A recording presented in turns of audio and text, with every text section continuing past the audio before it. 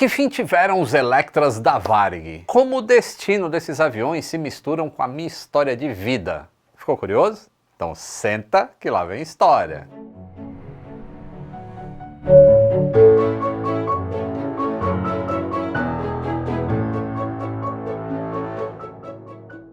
Saudações aeronáuticas, tudo bem com vocês? Tudo bem. E esse calor, hein? Mano do céu. Verãozão tá aí, né? Solzão na muleira. E você pensando, Não vou nem usar roupa escura, senão eu morro no sol. se liga, meu, a gente tá na era da tecnologia. Se você estiver vestindo alguma coisa da Insider, os tecidos, inclusive o preto, não esquentam no sol. Eles são leves e evaporam rápido. E o suor, ó, não deixa cheiro. E o cheiro de CC ninguém merece no verão, né? Além de todos os benefícios que eu sempre repito aqui pra vocês, tipo conforto, desamassa no corpo, a durabilidade, eu te digo, tá? Se você não abre mão de usar preto, a Tech T-Shirt vai ser a sua camiseta preferida no verão. O tecido não esquenta no sol, como eu falei, até ajuda a regular a temperatura do corpo. Então, ó, clica aí no meu link que está na descrição e no comentário fixado ou nesse QR Code que está aqui ou aqui, ele está invisível para mim. Mas dá uma olhada nele, que está aparecendo o meu cupom LITO12. Pronto, 12% de desconto em todo o site da Insider. Aproveita o seu verão com roupas fresquinhas. No último episódio, eu contei alguns trechos do meu livro sobre a travessia que eu fiz até a África como o único responsável pela manutenção em um Electra que hibernou por mais de 2 anos em São Paulo sem nenhum voo experimental. E fui munido somente com a minha cara e coragem e bastante experiência na área. E olha que eu só tinha 26 anos, tá? Foi uma baita responsabilidade. Mas eu aprendi muito com essa vivência também. Afinal de contas, o que não nos mata nos fortalece. Na verdade, tem até aquela música. O meu livro se chama Onde Morrem os Aviões. Ah, tá até aqui, ó. Onde Morrem os Aviões. E hoje eu quero contar mais um trecho dele, detalhando como é que foi fazer o traslado do segundo Electra até o Zaire, lá na África. Se você não viu o vídeo parte 1, clica aqui, ó. E como eu comentei nesse vídeo aqui, fazer o primeiro traslado até que foi razoável. E hoje eu vou contar um pouquinho como é que foi essa segunda travessia. E aproveitar para dar um spoiler do que aconteceu com o primeiro avião que tinha ficado lá no Zaire. Eu quero encorajar vocês a conhecerem o meu trabalho como escritor também. E nesse livro aqui eu detalho mais toda a corrupção que eu vi acontecendo bem diante dos meus olhos, o sofrimento do povo que trabalha muito e ganha pouco, e outros tipos de abordagens que, né, não dá para falar tudo num vídeo aqui, senão vai ficar um longa-metragem. Mas ficam melhor registradas assim, ó, de forma impressa, como um documento do que eu vi e vivi lá. E já começo dizendo, tá, que os pilotos que tinham chegado comigo por lá na primeira viagem foram convidados a sair do país e abandonar a missão apenas porque eles se recusaram a voar com o Electra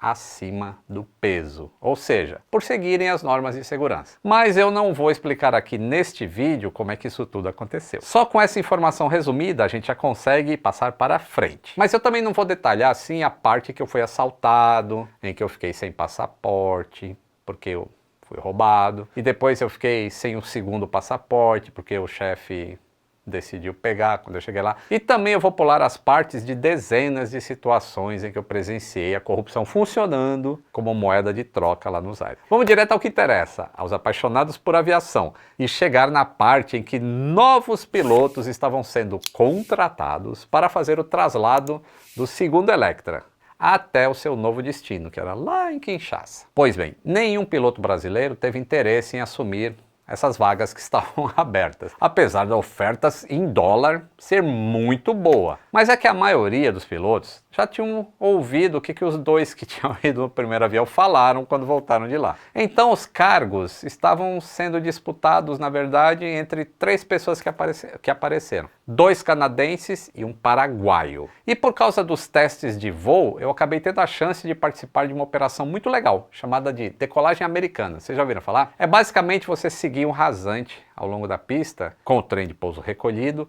e subir velozmente ao cruzar a cabeceira oposta. E fazendo isso dentro de um Electra lá no cockpit, me traz muito boas lembranças. Mas durante esse voo de treinamento lá, o uruguaio foi reprovado. Ele não conseguiu acertar o centro da pista nem nada. Então os 2 pilotos canadenses seriam os que levariam o avião até o Zaire. Um deles, inclusive, me surpreendeu, porque ele era extremamente experiente e de grande capacidade. Ao contrário da primeira vez em que a gente cruzou o oceano, agora o meu chefe havia decidido fazer um voo de experiência antes da gente partir para a África. Ainda bem, né? Porque no vídeo da semana passada eu contei para vocês o caos que foi o primeiro voo, né? Mas isso não me livrou em nada dos problemas que aconteceriam nesse segundo voo. A gente partiu em 16 de julho de 1993, por volta de 12 horas, saindo de Congonhas. A rota seria a mesma feita no primeiro traslado. São Paulo até Recife, para abastecer. Recife, Ilha do Sal, dorme.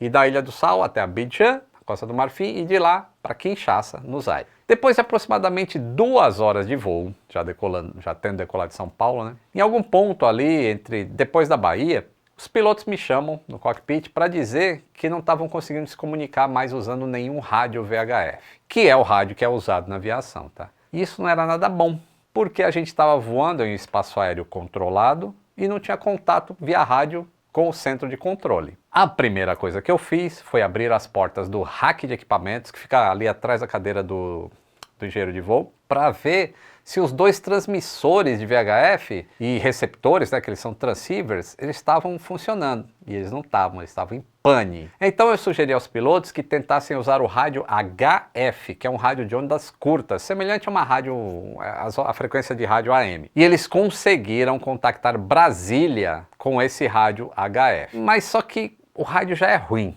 Imagina um avião lá de 1960 e pouco. E um canadense falando inglês lá com o controle de Brasília. Então, ninguém entendia nada. Aí eu pedi autorização para o comandante para eu fazer a comunicação com o centro, para que o voo pudesse prosseguir, para um entender o outro. E assim foi feito. E eu expliquei para o controle a situação que estava acontecendo e que a aproximação e o pouso em Recife teria que ser feita usando a comunicação por HF, que VHF não tinha, os 2 transceivers mortos. Deu certo. A primeira pane estava resolvida. A gente ia chegar até Recife, tá? Mais alguns minutos de voo e a pressurização simplesmente parou de funcionar. E aí foi preciso fazer o controle da pressurização usando o sistema manual ao invés do automático. E aí o mecânico de voo tinha que ficar pressurizando o avião manualmente ali, regulando a válvula. A gente pousou em Recife por volta de 16h40. E esses 2 problemas foram contornados, né? Porque a gente chegou lá. Só que não tinha rádio funcionando para partir no segundo trajeto. Aí eu, de lá mesmo, entrei em contato com a Varig pedindo 2 transceivers de VHF. O pessoal da Varig foi super atencioso e disseram que enviar o quanto antes. Eu pedi que esse envio fosse feito em AOG, que é Aircraft on Ground. Muita gente não sabe, mas Aircraft on Ground é um sistema de cooperação muito interessante que acontece na indústria da aviação. Essa sigla é utilizada para o transporte de peças de um ponto até outro, o mais rápido possível, para socorrer uma aeronave que esteja em pane. Só que mesmo assim, estou lá em Recife, já final de noite, então a peça só ia chegar no dia seguinte. E aí foi só ir para o hotel, tomar um banho, dormir e no dia seguinte de manhã cedinho, 5 horas da manhã, antes mesmo da gente colocar os transceivers novos, os 2 pilotos canadenses estavam insatisfeitos com o que eles tinham visto até ali.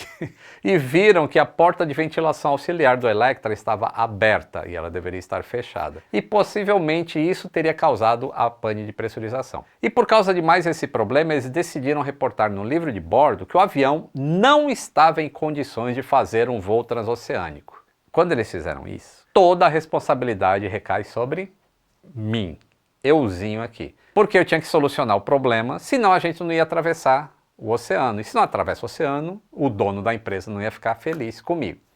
Eu precisava solucionar todos esses problemas e garantir para a tripulação que o avião estaria em condições de voo com todas as panes resolvidas. Abri o manual do fabricante e encontrei a referência que permitia voar com aquela porta inoperante, desde que a válvula de ventilação auxiliar estivesse funcionando. Aí eu fiz o check e eu verifiquei que ela estava funcionando. Depois disso eu troquei os 2 transceivers que chegaram de São Paulo. Os pilotos estavam ali, tudo de butuca, olhando o que eu estava fazendo e acompanhando todo o trabalho de perto. Eu vi que depois disso, dessas minhas ações, eles passaram a confiar mais em mim.